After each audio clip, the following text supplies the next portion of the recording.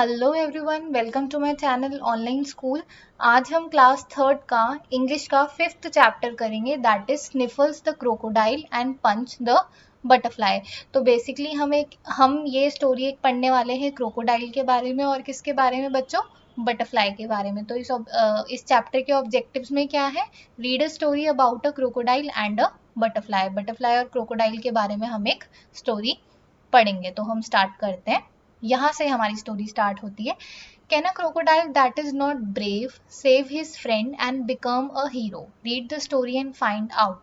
तो बेसिकली इस स्टोरी में हम क्या देखने वाले हैं कि क्या ऐसा हो सकता है कि एक क्रोकोडाइल को हम हिंदी में क्या बोलते हैं? मगरमच्छ। तो क्या एक क्रोकोडाइल जो ब्रेव नहीं है यानी कि बहादुर नहीं है, वो क्या कर सकता है? वो अपने दोस्त को बचा सकता है और क्या बन सकता है? एक हीरो बन सकता है। तो हम स्टोरी देखते हैं और हम पता लगाते हैं। तो in the swamp on the far side of the forest lived Sniffles the crocodile. तो एक दलदल टाइप का एरिया था, उसके पास में ही क्या रहता था? एक क्रोकोडाइल रहता था। Sniffles was always shedding big crocodile tears और गोइंग स्निफ स्निफ। अब बेसिकली स्निफ स्निफ का क्या मतलब होता है? To breathe in air through one's nose hard enough to make a sound. तो बेसिकली क्या इस स्टोरी में स्टार्टिंग कहाँ से करी है कि एक दलदल के पास में एक क्रोकोडाइल रहता था, और वो जो है वो हमेशा क्या करता रहता था? बड़े बड़े मगरमच्छ की तरह आंसू बहाता रहता था। Even his mum was quite tired of him and would say stop snivelling and crying, start behaving like a crocodile.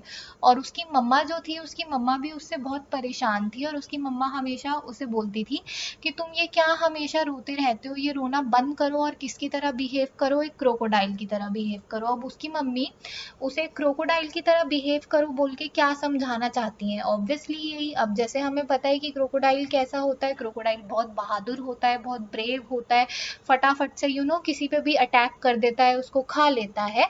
तो गो हंट फॉर योर फूड। तो उसकी मम्मा जो है वो उसे क्या बोलती थी? जाओ जाके अपने खाने का क्या करो?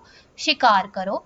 Sniffles would burst into tears at thought of eating another animal. लेकिन स्निफल्स जो था, यानी कि बेसिकली स्निफल्स कौन था? स्निफल्स इस स्टोरी में उस क्रोकोडाइल का नाम था। तो स्निफल्स जो है वो क्या करता था? बहुत जोर जोर से बड़े बड़े आंसू बहाने लग जाता था, और उसको ये सोच के ही उसकी आंखों में आंसू आ जाते थे कि मैं किसी और एनिमल को कैसे खा सकता हूँ। So mum and dad have had to feed Sniffles every day. तो स्निफल्स जो था वो किसी भी एनिमल का शिकार नहीं करता था, किसी भी एनिमल को मार के नहीं खाता था, और उसके मम्मी पापा को ही रोज उसको खिलाना पड़ता था। ठीक है, तो हम आगे देखते हैं। Sniffles did not want to be a crocodile. I am so ugly he thought bursting into tears. और जो स्निफल्स था वो कभी भी एक क्रोकोडाइल नहीं बनना चाहता था। उसको ऐसा लगता था कि वो बहुत ज्यादा अगली है, और ये सोच सोच के हमेशा उसको रोना आता था। अब हम इससे ये आइडिया लगा सकते हैं कि कभी कभार हमें भी ऐसा होता है। हम सोचते हैं कि काश हम ये नहीं होते, काश हम वो होते, काश हम ऐसे होते, हम इस चीज में अच्छे नहीं हैं, हम उस चीज में अच्छे नहीं हैं, और ये सोच सोच के हम हमेशा क्या करते हैं? रोने लग जाते हैं। तो स्निफल्स भी यही सोचता था। उसको ऐसा लगता था कि मैं क्रोकोडाइल नहीं बनना चाहता, मैं बहुत अगली हूँ, मैं बहुत बुरा दिखता हूँ, और ये सब सोच सोच के वो क्या करने लग जाता था? रोने लग जाता था। He did not even like the crocodiles did. और जो क्रोकोडाइल्स करते हैं, जो भी चीजें वो करते हैं, वो भी स्निफल्स को बिल्कुल भी पसंद नहीं थी। हिज फ्रेंड वॉज पंच। तो अब उसकी फ्रेंड कौन थी? पंच उसकी फ्रेंड थी, अ गोल्डन येलो बटरफ्लाई। और पंच बेसिकली इस स्टोरी में किसका नाम था? एक येलो कलर की यानी कि पीले रंग की बटरफ्लाई का नाम था, right. Punch wanted to be big and strong. अब बटरफ्लाई कैसी होती है? तितली कैसी होती है? बहुत छोटी सी होती है। लेकिन अब तितली जो है यानी कि पंच जो है वो कैसी बनना चाहती थी? वो बहुत बड़ी और स्ट्रॉन्ग बनना चाहती थी। So Punch always had her feeler curled in a fist saying look out I will punch you in the mouth. और पंच जो थी यानी कि स्टोरी में बटरफ्लाई जो थी वो कैसी थी? वो बहुत एकदम बोल्ड थी, एकदम अच्छी थी। वो हमेशा उसे बोलती थी कि मैं क्या कर दूंगी? मैं तुम्हारे मुंह पे मुक्का मार दूंगी। They made a very funny pair. Butterfly और क्रोकोडाइल दोनों के दोनों मिलके जो है वो बहुत एक फनी पेयर बनाते थे, यानी कि देखने में बहुत अजीब लगते थे। अब देखने में क्यों अजीब लगते थे? क्योंकि भाई सिंपल सी बात है, क्रोकोडाइल इतना बड़ा सा, इतना भयानक सा, बटरफ्लाई इतनी छोटी सी। बटरफ्लाई को हम कैसे समझते हैं कि वो थोड़ी सी डरी डरी होगी और वो दोनों एक दूसरे के दोस्त हैं, तो हमें देख के थोड़ा सा अजीब तो लगेगा ही। Sniffles swimming with Punch perched on his head. तो स्निफल्स जो है वो क्या कर रहा था, स्विमिंग कर रहा था, और वो जो पंच है यानी कि वो जो बटरफ्लाई है वो उसके सर पर बैठी थी। The other crocodiles would laugh and make fun of them. और बाकी के क्रोकोडाइल्स जो है वो उन दोनों को देख के क्या करते थे, उन दोनों का मजाक उड़ाते थे। क्यों मजाक उड़ाते थे? क्योंकि उनको भी अजीब लगता था कि क्रोकोडाइल इतना बड़ा सा है, बटरफ्लाई इतनी छोटी सी है। That did not bother Sniffles. लेकिन स्निफल्स जो है उसको इस बात से कोई भी फर्क नहीं पड़ता था। He continued crying, sniffling and being friends with Punch. वो हमेशा क्या करता था, वो जैसा था वो वैसा ही रहता था, यानी कि वो हमेशा रोता रहता था और पंच के साथ बहुत अच्छा दोस्त था। उसको कोई फर्क नहीं पड़ता था कि बाकी लोग उसके बारे में क्या बोलते हैं। One sunny afternoon, Punch settled herself near Sniffles' ear and told him, I have seen two men come this way with guns. They want to kill crocodiles for their skin. और एक दिन क्या हुआ, दिन का टाइम था और क्या हो रहा था कि पंच जो है वो स्निफल्स के कान के पास जाती है और उसको बोलती है कि मैंने दो आदमियों को देखा है और वो दो आदमी जो है वो अपनी गन के साथ यहाँ पे आ रहे हैं। और वो क्यों आ रहे हैं? वो क्रोकोडाइल्स को मारने के लिए आ रहे हैं, ताकि वो क्रोकोडाइल्स की यानी कि मगरमच्छ की जो स्किन होती है उसको इस्तेमाल कर सकें। Don't these man have skins of their own? आज द पजल्ड स्निफल्स। अब स्निफल जो था, क्योंकि वो बहुत शरीफ था इसलिए वो बहुत कंफ्यूज हो गया और वो सोचने लगा कि वो दो आदमी जो है वो हमारी स्किन के लिए क्यों आ रहे हैं, यानी कि क्रोकोडाइल की स्किन के लिए क्यों आ रहे हैं, क्या उनके पास अपनी स्किन नहीं है? आई डोंट नो स्निफल्स सेड पंच। और पंच जो थी यानी कि बटरफ्लाई जो थी उसने बोला मुझे नहीं पता। Tell the other crocodiles and hide. तो पंच ने उसे बोला कि बाकी क्रोकोडाइल्स को बोलो और तुम सारे के सारे मिलके क्या करो, छुप जाओ। पंच, दे माइट शूट यू। तो पंच ने उसको बोला कि वो तुम्हें क्या कर सकते हैं, गोली मार सकते हैं। Oh what will I do, said Sniffle sobbing. Sobbing का क्या मतलब होता है, रोना, राइट। अब बेसिकली क्या हुआ कि पंच जो है उसने क्या बोला कि वो तुम्हें क्या कर सकते हैं, शूट कर सकते हैं। स्निफल्स जो है वो तो क्योंकि बहुत डरता था, वो बहुत मतलब एक तरीके से हम कह सकते हैं वो एक बहुत सिंपल सादा डरपोक सा क्रोकोडाइल था, तो वो डर गया। उसने पंच को बोला कि मैं क्या करूं। जैसे इस स्टोरी में हम देख सकते हैं क्रोकोडाइल हमें कैसा सा लग रहा है, डरा हुआ सा लग रहा है और बटरफ्लाई इसके सर के ऊपर बैठी हुई है, right. People catch butterfly with nets and pin them to a boat. My grand aunt told me, said Punch and flew away. अब basically क्या हुआ, just a second, give me a second please.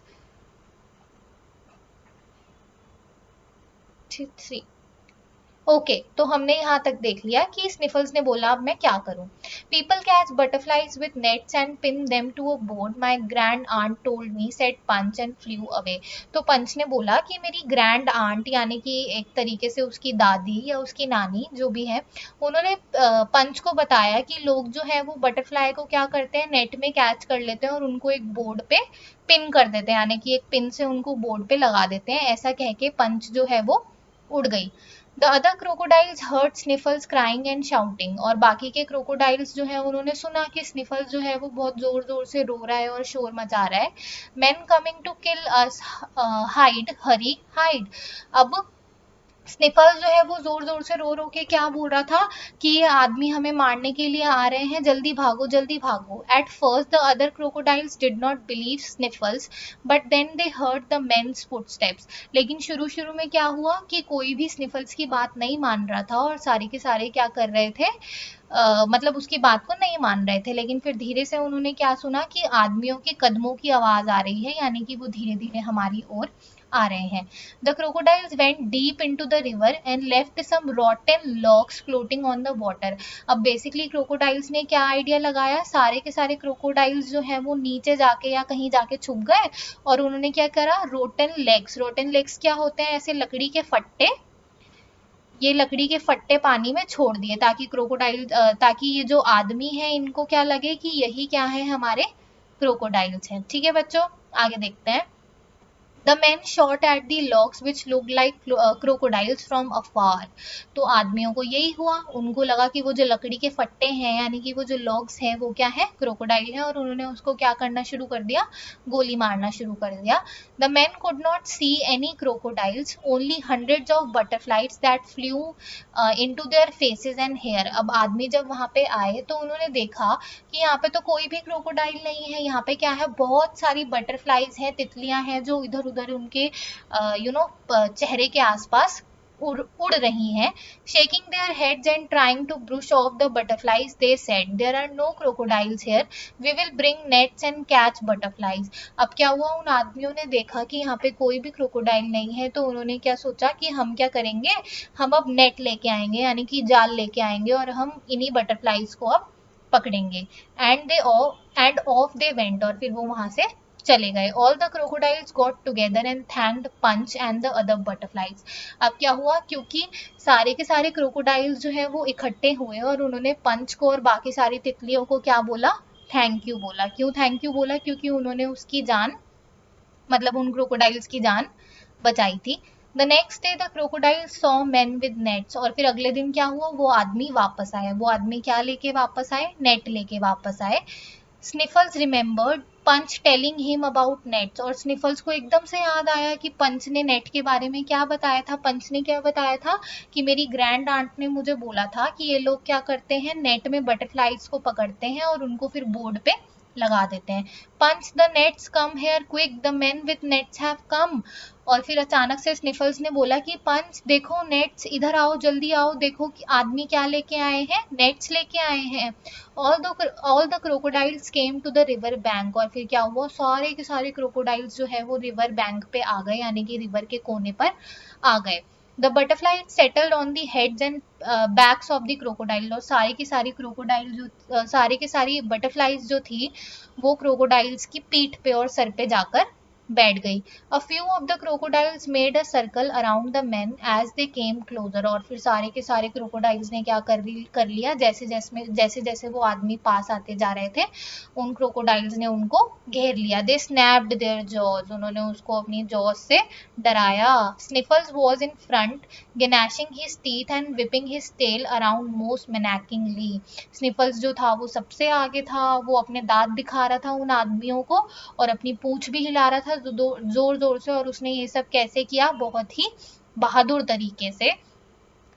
ये हम picture में देख सकते हैं कि मे बी ये स्निफल्स होगा और ये आदमी डर के भाग रहे हैं। ठीक है, आगे देखते हैं। The men were so frightened that they took to their heels. Took to their heels का क्या मतलब होता है, डर के मारे भाग जाना। And ran right out of the swum, वो आदमी इतने सारे क्रोकोडाइल्स को देख के इतना ज्यादा डर गए कि वो वहां से भाग गए। The other crocodiles were very proud of Sniffles as he had acted like a real crocodile, और बाकी सारे क्रोकोडाइल्स जो हैं उनको स्निफल्स की ये हरकत देख के बहुत अच्छा लगा। उनको ऐसा लगा कि फाइनली अब स्निफल्स ने किसकी तरह बिहेव किया है, एक बहादुर क्रोकोडाइल की तरह बिहेव किया है। Now Sniffles was also proud to be one, और अब स्निफल्स को भी अपने ऊपर बहुत ज्यादा प्राउड था कि वो एक अच्छा बहादुर क्रोकोडाइल है। तो ये थी हमारी छोटी सी स्टोरी एक बटरफ्लाई और एक क्रोकोडाइल के बारे में। बटरफ्लाई का क्या नाम था, पंच था, और क्रोकोडाइल का क्या नाम था, स्निफल्स था। तो यहाँ पे ये हमारी स्टोरी खत्म होती है। आई होप आप सबको ये स्टोरी पसंद आई होगी, इसकी एक्सप्लेनेशन समझ आई होगी। अगर आपको ये स्टोरी पसंद आई है तो प्लीज मेरे को कमेंट सेक्शन में बताओ कि आपको ये स्टोरी कैसी लगी है। प्लस इस स्टोरी को क्या करना है, अपने और भी फ्रेंड्स के साथ शेयर करना है ताकि वो भी ये स्टोरी इजीली पढ़ सकें और वो भी थोड़ा सा पढ़ के इंजॉय कर सकें। ठीक है, थैंक यू, और प्लीज मेरे चैनल को सब्सक्राइब करना मत भूलना।